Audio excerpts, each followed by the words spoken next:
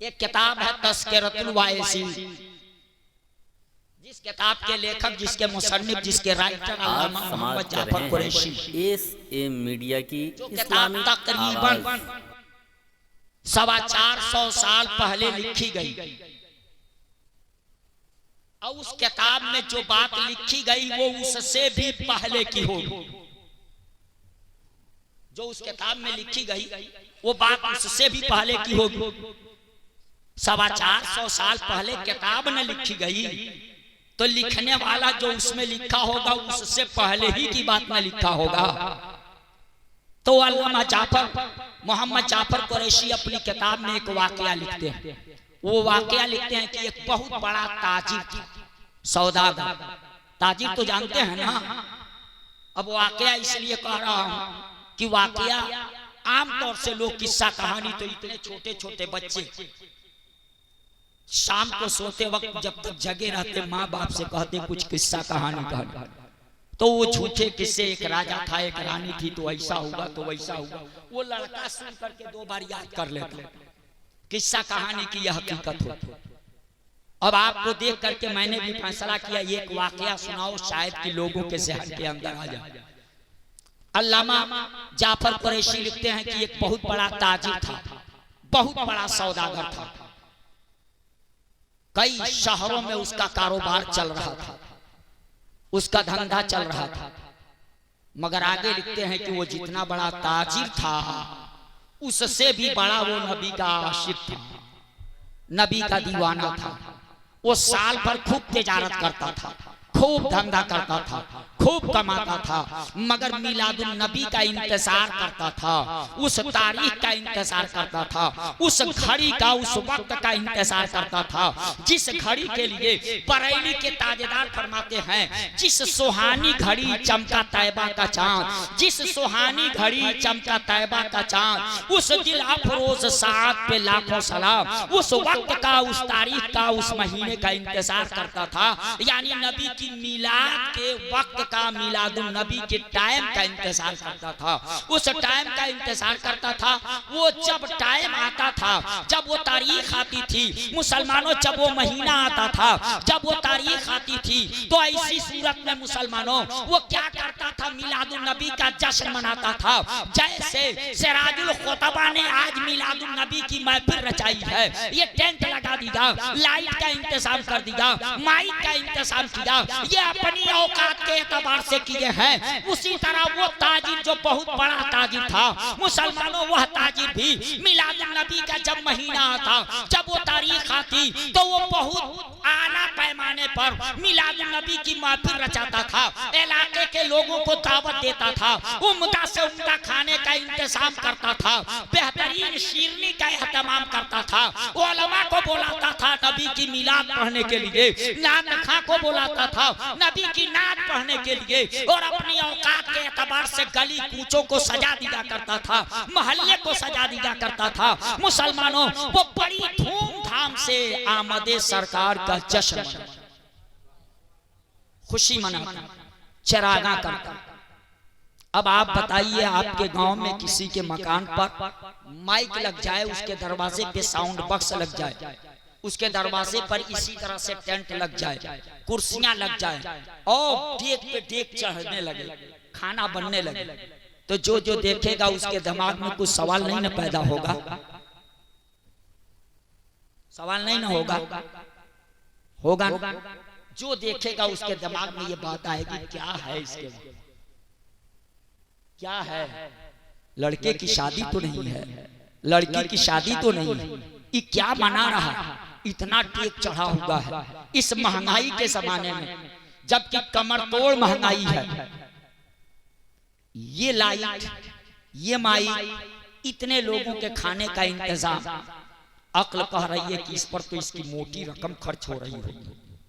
ये क्या मना रहा है, क्या कर रहा है?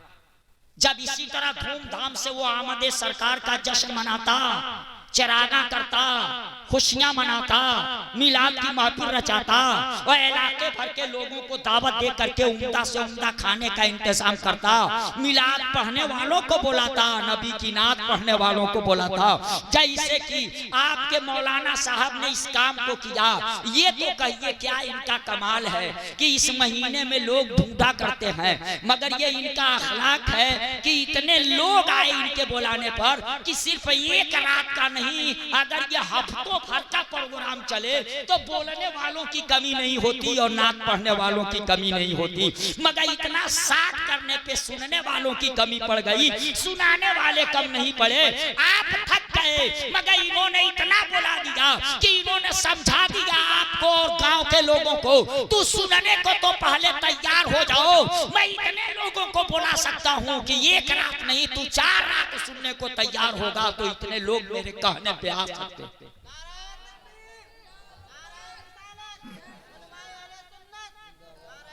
बस इस वाक़े को मैं पूरा कर रहा हूँ। हसरत वो 1 साल इसी तरह धूमधाम से किया, 2 साल किया, 3 साल किया। जहाँ वो आशिक रहता था, जहाँ वो नबी का दीवाना रहता था, उसके पड़ोस में लिखते हैं अल्लामा मोहम्मद जाफर कुरैशी की एक यहूदी का घर था। वो यहूदी की औरत 1 साल देखी, 2 साल देखी, 3 साल देखी, उसके दिमाग में ये बात गूंजने लगी, हमारा पड़ोसी ये क्या करता है, इतना धूमधाम से, इतना टेक चढ़ता है, इतना खाना तैयार होता है, इतने लोग खाते हैं, महफिल होती है, शीरनी बढ़ती है, ये सारा काम होता है, सारा एहतमाम होता है, आखिर ये करता क्या है? न लड़के की शादी करता है, न लड़की की शादी करता है, आखिर इतना धूमधाम से ये क्या खर्च करता है? उसके दिमाग में ये बात पूछने लगी। यहूदी की औरत सोचने लगी, सोचती रही, बड़ा फिक्रमंद हो गई थी, बड़ा फिक्रमंद होकर इस बात को सोच रही थी। उसका शौहर शाम को आया, उसका शौहर शाम को आया मार्केट से। जब उसका शौहर आया, उसका पति आया, तो यहूदिया औरत अपनी शौहर से पूछ रही है बड़ा फिक्रमंद होकर, मेरे सरताज ये अपना पड़ोसी क्या करता है इतना धूमधाम से? अक्ल कहती है जितना ये डेक चढ़ाता है, जितने लोगों को दावत देता है, जो इंतजाम करता है, इससे वो बताए या न बताए, देख के लगता है कि इसकी मोटी रकम खर्च होती होगी इस काम को करने में। आखिर ये क्या मनाता है, क्या करता है, इतनी रकम क्यों खर्च करता है? न लड़के की शादी है, न लड़की की शादी, ये क्या मनाता है, ये क्या करता है? तो उस यहूदी ने अपनी औरत को समझाया, तुझे पता नहीं है, ये मुसलमान है अपना पड़ोसी, और इसका अकीदा है इस महीने में इस तारीख को इसके नबी इस दुनिया के अंदर तशरीफ लाए थे, मुस्तफा जाने रहमत तशरीफ लाए थे। इसका अपना ख्याल है कि उस तारीख में मैं एहतमाम करूंगा, नबी की आमद का जश्न मनाऊंगा, चिरागा करूंगा, खुशियां मनाऊंगा, गली कूचे को सजा दूंगा, और मिलादुन नबी का एहतमाम करूंगा और अपनी गाढ़ी कमाई उसके ऊपर लगाऊंगा, तो इससे खुदा राशि हो जाएगा, मुस्तफा खुश हो जाएंगे। और जब खुदा राशि होगा, मुस्तफा खुश हो जाएंगे, तो हम सबका बेड़ा पार। नारे तकबीर, उस यहूदी नारे रिसालत, मसलके आला हजरत, जश्न आमद रसूल कॉन्फ्रेंस, उलमाए अहले सुन्नत, मदरसा इस्लामिया फैजुर रसूल, बानिए इस्लाम, साहिबे कुरान, वाह सुभान अल्लाह। हसरत अब जब वो यहूदी अपनी औरत को ये समझाया इस ख्याल के साथ, ये मुसलमान इस काम को अंजाम देता है कि मैं ऐसा करूंगा तो खुदा खुश हो जाएगा, मुस्तफा राशि हो जाएगा, और अगर खुदा खुश हुआ, मुस्तफा राशि हुए, तो बेड़ा पार। इस बात का इतना असर पड़ा उस यहूदिया औरत के ऊपर कि वो इसी की तारीफ करने लगी, इसकी तारीफ करने लगी। अब कहने क्या लगी, तब तो ये मुसलमानों का तरीका बड़ा अच्छा है, अपने खुदा को खुश करने के लिए, मुस्तफा को राशि करने के लिए ये कोई और काम नहीं करते, रसूल पाक की आमद का जश्न मनाते, अपनी गाढ़ी कमाई खर्च करते, लोगों को दावत दे करके और उनको खाना खिलाते, उम्दा से उम्दा महफिल रचाते और उनकी आमद का जिक्र करते, उनकी तारीफ व तौसीफ करते। मुसलमानों का ये तरीका तो बड़ा अच्छा है, मुसलमानों का ये तरीका तो बड़ा अच्छा है। मुसलमानों इस तरीके की वो तारीफ करने लगी और बिस्तर पे गई जब सोने, तो अल्लामा जाफर कुरैशी लिखते हैं कि उस रात उसको नींद नहीं आ रही थी, करवट पे करवट बदल रही थी। अब बार बार वो यही कह रही थी कि कितना अच्छा तरीका है मुसलमानों का, जो अपने खुदा को खुश करने के लिए, मुस्तफा को राजी करने के लिए मुसलमानों ने अपना रखा है। इस तरीके की तारीफ करती रही, करवट बदलती रही। शायर कहता है उस रात उस औरत की कैफियत ये हो गई थी कि मैं सो जाऊं या मुस्तफा कहते कहते, मैं सो जाऊं या मुस्तफा कहते कहते, खुले आंख सल्ले आला कहते कहते, खुले आंख सल्ले आला कहते कहते, हुई सैकड़ों मुश्किलें मेरी आसा, हुई सैकड़ों मुश्किलें मेरी आसा, फकत एक मुश्किल कुशा कहते कहते, फकत एक मुश्किल कुशा कहते कहते, और अदब से सुबह थाम कर रह गया मैं, अदब से सुबह थाम कर रह गया मैं, हबीबे खुदा को खुदा कहते कहते, हबीबे खुदा को खुदा कहते कहते। मुसलमानों उस रात उस औरत की ये कैफियत हो गई। काफी देर के बाद उस औरत की आंख लगी है, वो औरत सोई है। अब आप पर इसका असर कितना पड़ता, मगर ये वो वाकया मैं पेश कर रहा हूँ कि एक जगह मैं अपनी बस्ती में इसको पेश किया था, और दूसरे दिन गांव का एक शख्स आया जिसका नाम ताज हुसैन है, और उसने कहा मौलाना रात आप गांव में कहीं मिलाद पढ़ रहे थे। मैं कहा हाँ मैं मिलाद तो पढ़ रहा था। तो कहा पता नहीं आपने क्या कह दिया है, सुबह से मेरी बीवी मुझे परेशान की है, और वो कहती है मिलादुन नबी की महफिल रचाओ, ये साल मेरे सरताज आप रचा दीजिए, इसके बाद आने वाले साल में अगर जिंदगी ने वफा किया तो मैं आपसे नहीं कहूंगी, आज ही से मैं तैयारी करूंगी, और साल भर 10-10 रुपए 5-5 रुपए काट काट करके बचाऊंगी, और जब मिलादुन नबी का महीना आएगा तो आपसे नहीं कहने जाऊंगी। साल भर के बाद, साल भर के बाद मैं अपने स्तर से मिलादुन नबी का नारे तकबीर, नारे रिसालत, उसकी मसलके आला हजरत अल्लामा कमरुद्दीन साहब क़िबला आमदे रसूल घर में से सुन रही थी, मगर कितना दिमाग लगा करके सुन रही थी, उसके दिल पे इसका क्या असर होगा आप सामने बैठ के सुन रहे हो, पता नहीं आप पर क्या असर, आप पर क्या असर पड़ रहा है उसका अंदाजा आप कर सकते। मुसलमानों वो औरत या सोई काफी देर के बाद जब उसे नींद लगी है तो वो औरत सोई, मगर उसकी किस्मत जागी। वो खुद सोई मगर उसकी किस्मत जाग गई। किस्मत जागी क्या, जब वो सोई तो देख रही है आलम ख्वाब में एक नूरानी जुलूस निकला हुआ है।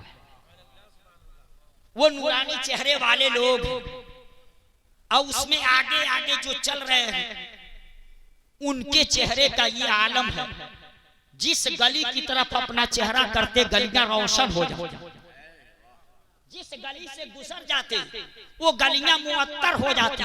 बरेली के ताजेदार ने वैसे ही नहीं कहा था, जिस गली से गुजरते महक जाती थी, जिस गली से गुजरते महक जाती थी, ये असर मुस्तफा के पसीने में है। वो औरत अब ख्वाब देख रही है कि बहुत सारे लोग हैं आगे आगे जो चल रहे हैं, उनका हाल यह है, जिधर चेहरा करते हैं गलियां रोशन हो जा रही हैं, जिस गली से गुजर जा रहे हैं गलियां मुअत्तर हो जा रही हैं, और उनके साथ सभी चलने वाले उनका बड़ी अदब और एहतराम करके चल रहे हैं। कोई उनसे आगे बढ़ने की कोशिश नहीं कर रहा है। मुसलमानों ये नूरानी मंजर देख रही है, और ये ना समझना कि ख्वाब का आलम है, ख्वाब को ख्वाब समझ के न टाल दीजिएगा।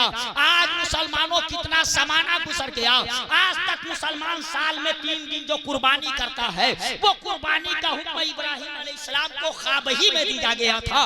हजरत हारून रशीद ने मुसलमानों सुबैदा खातून जो बहलोल दाना से जन्नत खरीदी थी, वो जन्नती महल मुसलमानों हारून रशीद ने ख्वाब ही में देखा था, और हारून रशीद को जन्नत के दारोगा ने ख्वाब ही में धक्का दे करके हटाया था। चल ये सुबैदा का महल है, तेरा महल नहीं, ये दुनिया नहीं है कि तू अपने बीवी के महल में चला जा। मुसलमानों हर ख्वाब को ख्वाब जान करके न टाल दीजिएगा।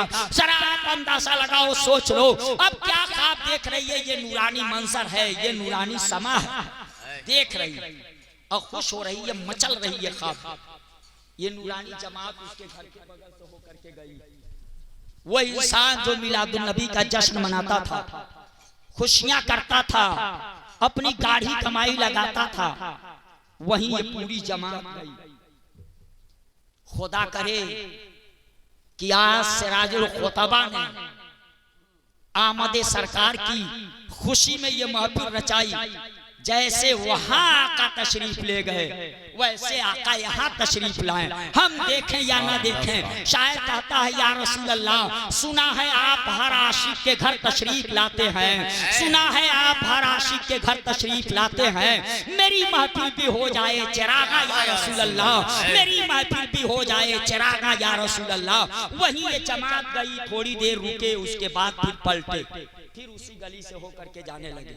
ये नूरानी मंजर वो औरत देख रही है, मचल रही है। इंसान की फितरत है, ख्वाब में जैसा देखता है, अगर अच्छा देखा तो खुश होता है, कुछ डरावना देखता है तो फिक्रमंद हो जाता है। यही तो इंसान की फितरत है। इसी हालत में तो इंसान ख्वाब देख करके सुबह को जब जगता है, बेदार होता है, तो अच्छा देखा है तो खुश होता है, और कोई उस तरह की बात देखा है तो डरा डरा सा सहमा सहमा सा रहता है। आता है मौलाना साहब के पास ख्वाब की ताबीर पूछने के लिए कि कोई मुसीबत नहीं ना आने वाली है, कोई परेशानी नहीं ना आने वाली है, अगर आने वाली है तो इससे बचूंगा। वो नूरानी मंजर देखी थी।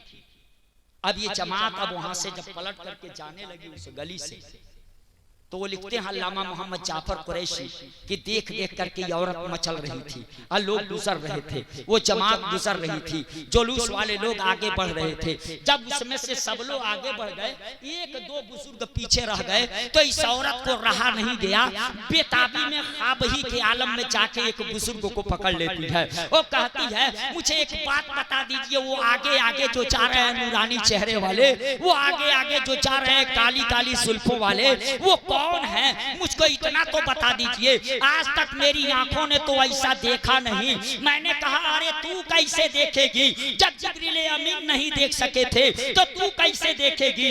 कोई देखेगा कैसे जब खुदा ने ऐसा किसी को पैदा ही नहीं किया है, तो किसी की आंखें देखेंगी कैसे? जरा आप सोच लीजिए और आप गौर कर लीजिए, आपको पता चल जाएगा। वो नूरानी मंजर देख के पूछ रही है पीछे वाले बुजुर्ग से कि वो कौन है? उस बुजुर्ग ने कहा तूने पहचाना नहीं उनको कौन है? यही तो मदीने के ताजदार हैं, यही तो अहमद मुख्तार हैं, यही तो महबूबे परवरदिगार हैं, यही तो रहमतुल लिल आलमीन हैं। उस औरत ने कहा यही हैं। तो मैं तो कलमा नहीं पढ़ी, मैं तो इस्लाम में नहीं दाखिल हुई, अगर मैं कोई बात इनसे कहूं तो ये मेरी सुनेंगे? उस बुजुर्ग ने कहा कैसे तूने ये सोच लिया कि ये तेरी नहीं सुनेंगे? यही तो वो आका है कि ताइफ में पत्थरों की बारिश करके जिस कौम ने इनको लहू लहान किया था, उनके हक में भी दुआ करने का काम किए थे। वो बुढ़िया जो रोजाना अपने घर का कूड़ा करकट इनके ऊपर फेंका करती थी, वह भी जब बीमार पड़ी थी तो उसकी खैरियत पूछने के लिए गए थे। ये तो दुश्मनों को भी कलेजे लगाने का काम किया करते। ये तो सबके लिए आए हैं, आलमीन के लिए रहमत करके आए हैं। वो तेरी क्यों नहीं सुनेंगे? ये तो जानवरों की सुना करते हैं, ये तो ऊंटों पकड़ियों की सुना करते हैं, ये तो शेरों की सुना करते हैं। जो जानवरों की सुने वो इंसानों की क्यों नहीं सुनेगा? वो यकीनन तेरी सुनेंगे। इतना सुनने के बाद उस औरत की हिम्मत बढ़ी, दौड़ करके आगे गई और जाकर के कहती आका इधर आप कहाँ गए थे, कहाँ तशरीफ ले गए थे? जब उस औरत ने आका से पूछा है तो आका ने फरमाया तुझे पता नहीं, तेरे ही पड़ोस में मेरा एक आशिक रहा। फर्क महसूस कीजिएगा, ज़हन पे जोर दीजिएगा।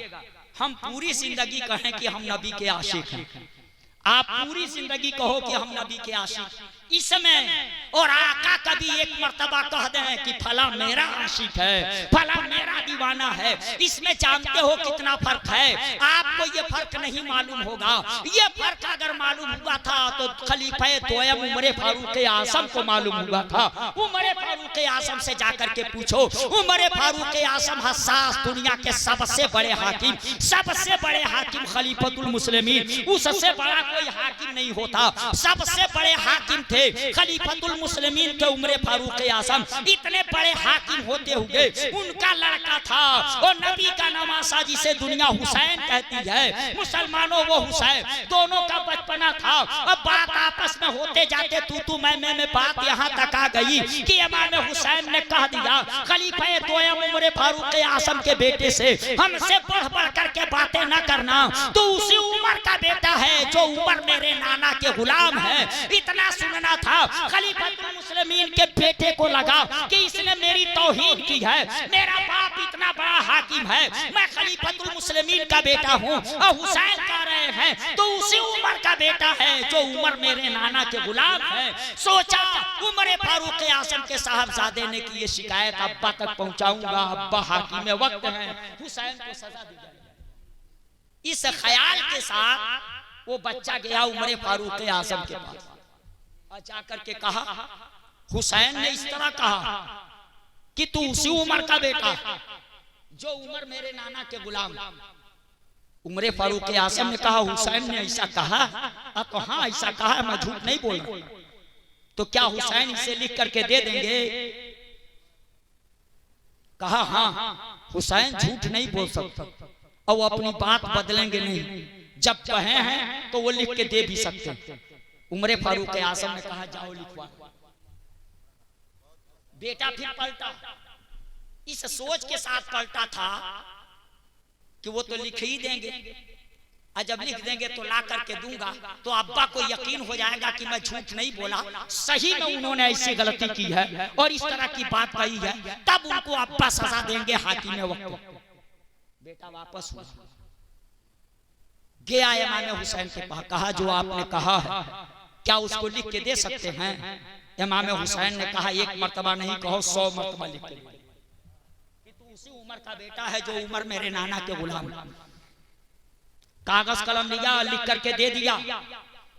बेटा तो अब पा करके खुशी इसलिए हुआ कि अब मेरी बात की तस्दीक हो गई, अब हुसैन को सजा मिलेगी, मेरा बाप हाकिम वक्त है। कागज का टुकड़ा लेकर के पहुंचा है उमर फारूक आज़म के पास और उनके हाथ में दिया, और जब कागज का टुकड़ा पढ़ा तो खुशी में झूम उठे उमर फारूक आज़म, अदब से उसको चूम लिया और चूम करके कहा इस कागज की हिफाजत करना, मैं डर रहा था, मैं पूरी जिंदगी कहूं कि मैं नबी का गुलाम हूं इसमें, मगर हमको पता नहीं आका मुझको अपना गुलाम मानेंगे कि नहीं मानेंगे, मगर अब तो मुझको सनद मिल गई है, सर्टिफिकेट मिल गई है, मार्कशीट मिल गई है, और किसी और ने मुहर नहीं लगाया है, नबी के नवासे ने मुहर लगा करके दिया है। नवासे नबी ने ये सनद अता फरमाई है, नवासे नबी ने ये सर्टिफिकेट दी है कि उमर मेरे नाना का गुलाम है, और जिसकी मुहर हुसैन लगा दे उसे कोई काट नहीं सकता, क्योंकि वो मालिके जन्नत, मेरे आका मालिके जन्नत और ये जन्नतियों के सरदार हैं।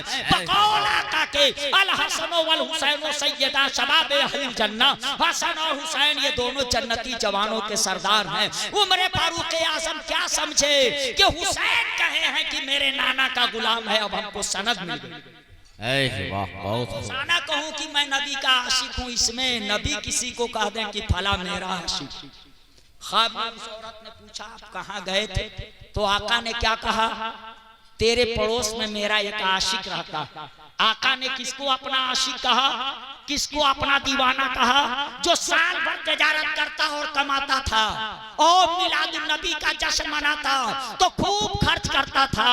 लगता है कुरान की आयत उसकी समझ में आ गई थी। रब फरमाता है कुल बिफदलिल्लाहि व बिरहमतिही फबिज़ालिका फलयफरहू। रब ने फरमाया है कि फजले इलाही और रहमत खुदावंदी के मिलने पर फलयफरहू। आका फरमा दीजिए कि लोग खूब खूब खुशी मनाए, खूब खुशियां मनाए। उसकी समझ में ये बात आ गई थी। मुसलमानों सरा अंदाजा लगाओ, सोच लो, आका ने कहा तेरे पड़ोस में मेरा एक आशिक रहता है, मैं अपने उसी आशिक के घर गया था, अपने उसी दीवाने के घर गया था। ये बतलाइए आपके गांव में कोई सब्जी बेचने वाला, ठेला चलाने वाला हो और DIG के वहां वो दावत खाने चला जाए, DIG के वहां वो दावत खाने चला जाए, आपका वक्त ज्यादा ले लिया क्या? वाकया पूरा कर दूं। आपके वहां का एक सड़क छाप आदमी, ठेला चलाने वाला, सब्जी बेचने वाला, डीआईजी के वहां दावत खाने चला जाए तो डीआईजी की इज्जत बढ़ जाएगी ना, इलाके में उसका शोहरा हो जाएगा? नहीं ना। मगर उसके बराक्स उसी ठेला वाले के वहां, उसी सब्जी बेचने के वाले के वहां अगर डीआईजी दावत खाने आ जाए तो कल ही गांव में चर्चा होने लगेगा ना।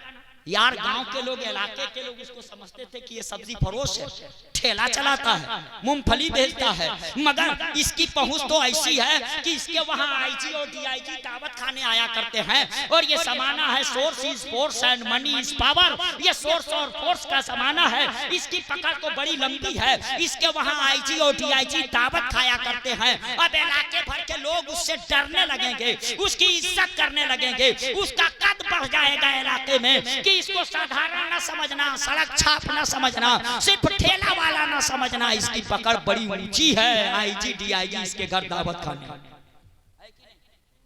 अगर आपके गांव के ठेला वाले के वहां डीआईजी आ जाए तो इलाके भर में अब वो इज्जत की नजर से देखा जाएगा।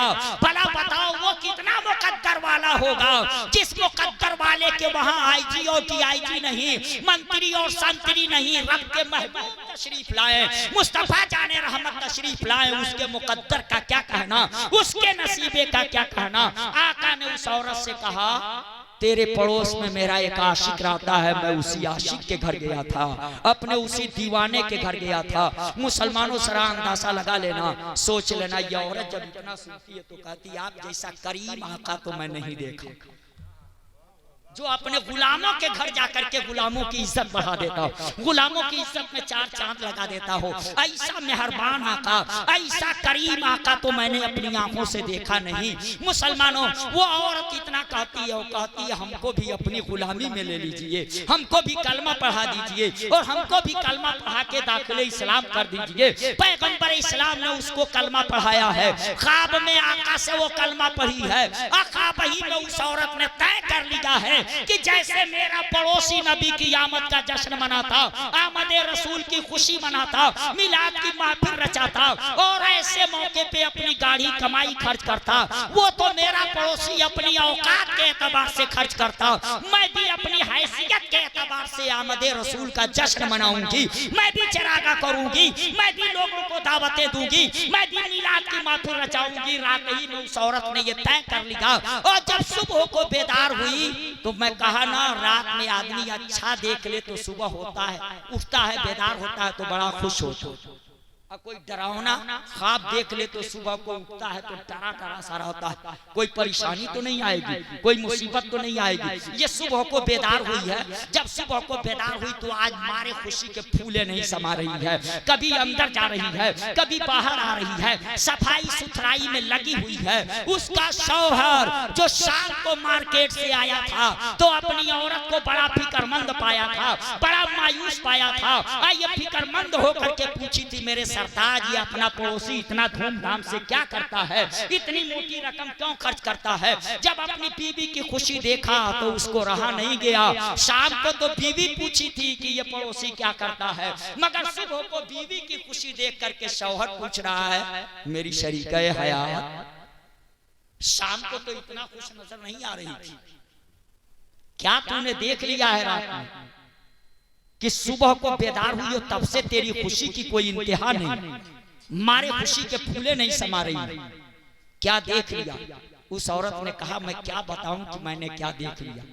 मैंने वो मंजर देखा है जो बयान के बाहर, जिसको लफ्जों की कैद में मैं ला नहीं सकती। मैंने वो नूरानी मंजर देखा।